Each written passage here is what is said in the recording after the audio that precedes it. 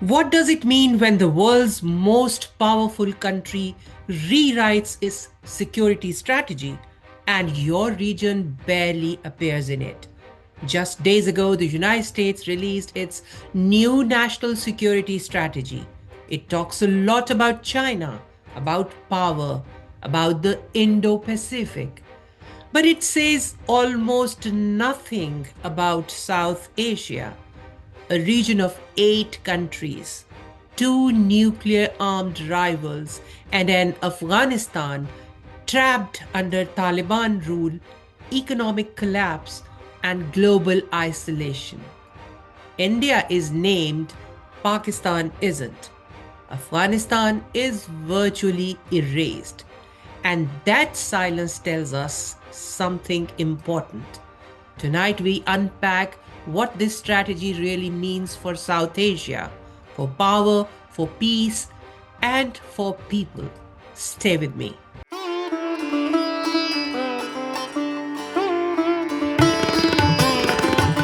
Hello and welcome to New Wave Global. You are watching Unraveled with Marvi Sirmed. Tonight we are going to examine America's newly released national security strategy. And we are going to talk about what does NSS, National Security Strategy, actually entail? How does the NSS look at South Asia? And finally, what this US strategy really means for regional stability, peace, and people. Because here is the bottom line, and I want you to keep this in mind throughout this episode.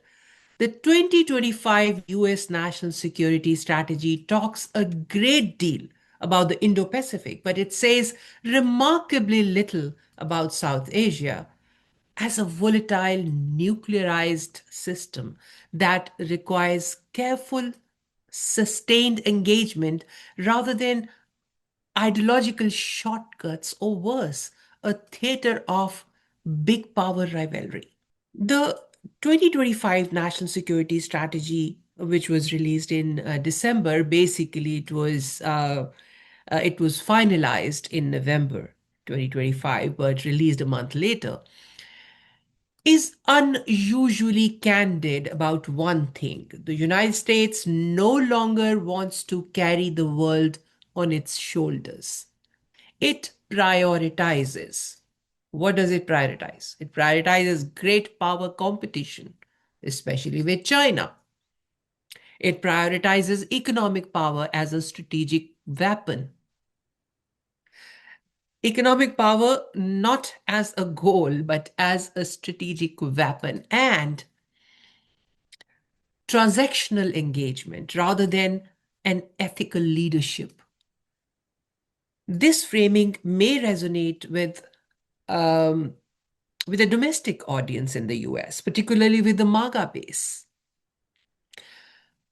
which views alliances. I mean, the the base that President Trump basically caters to.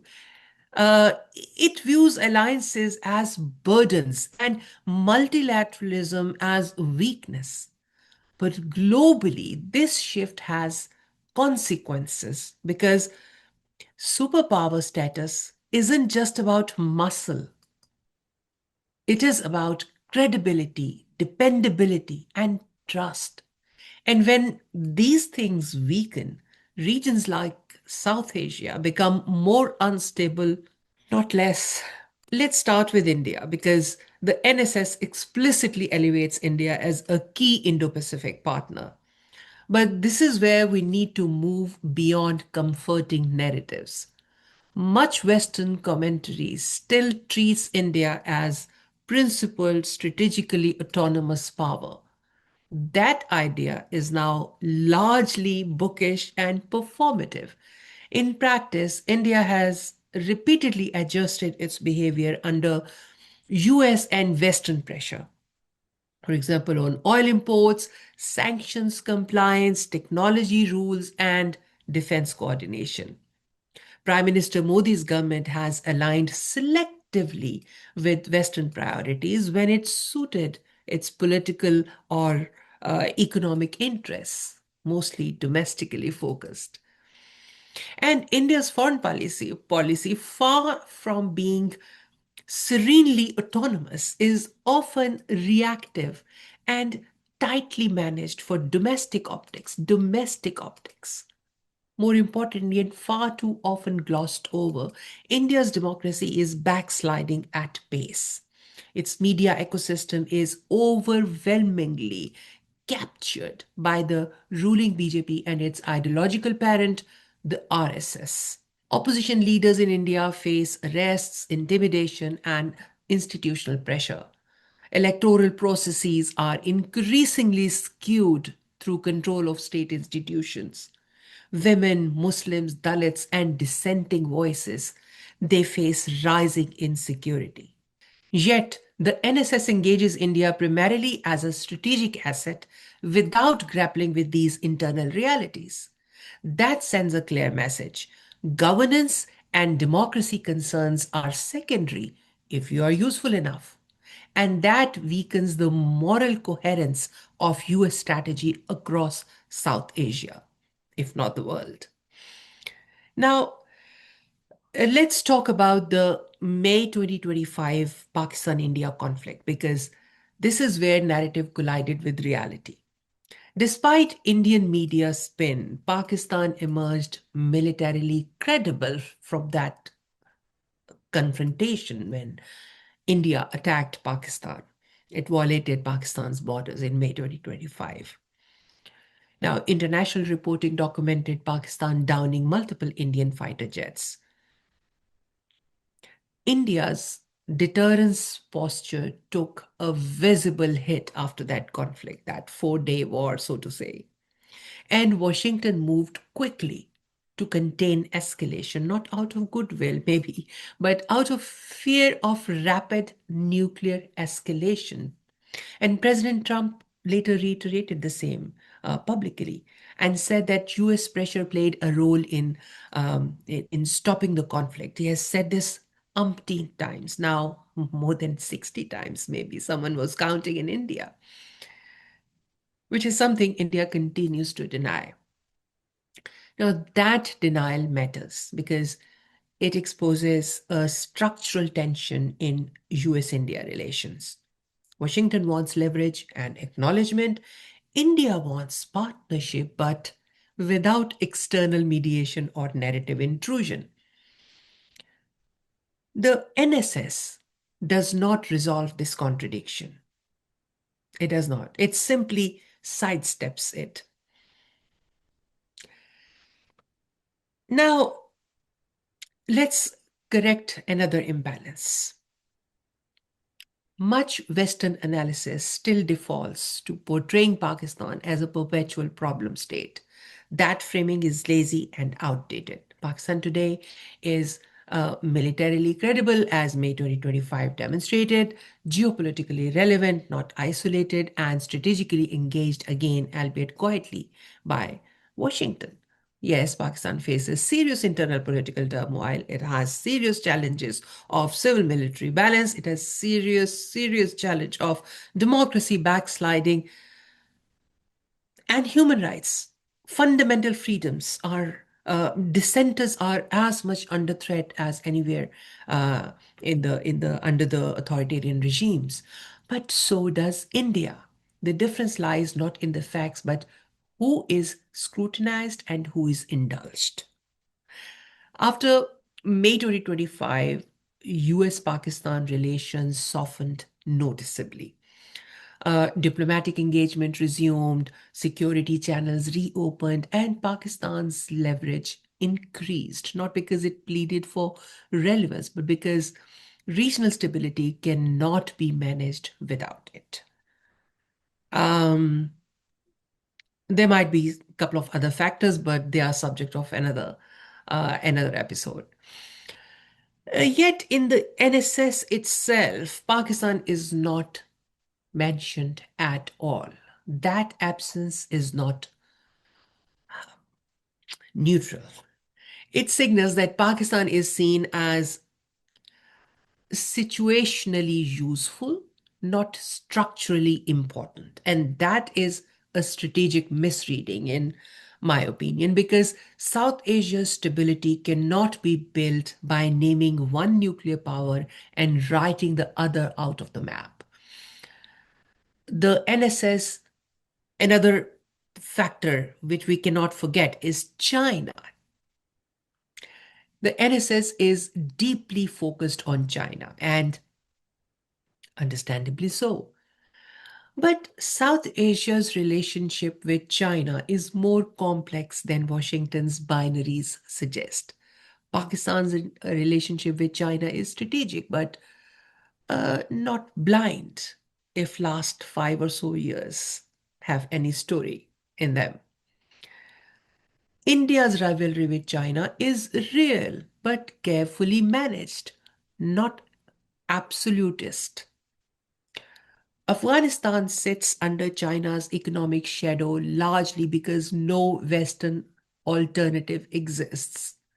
The recent SCO summit in China, where India, China, and Russia shared the stage, was not about harmony, it was about hedging to a great extent. And that tells us something important. No major South Asian actor fully trusts the United States to remain consistent over time. Now, let's talk about Afghanistan because this is where the NSS's silence is most glaring. Afghanistan is not meaningfully addressed in the strategy at all. Yet the consequences of that vacuum, they're going to be everywhere. Terrorism risks remain unresolved. Pakistan absorbs the security and also refugee burden. China engages economically and pragmatically, and ordinary Afghans, especially women, are abandoned to isolation and repression. You cannot claim regional stability in South Asia while pretending Afghanistan is someone else's problem. That silence alone exposes how incomplete this strategy is. South Asia is a system, not a side theater.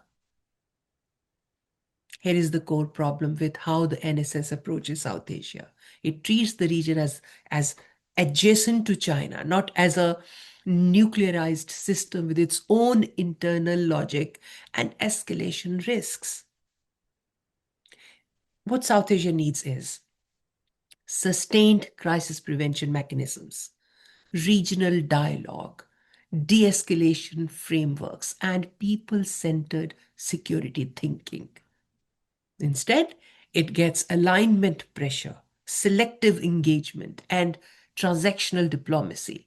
That combination produces pauses, not peace. I think United States should push for um, a reactivation of SARC. India has put a stop to it.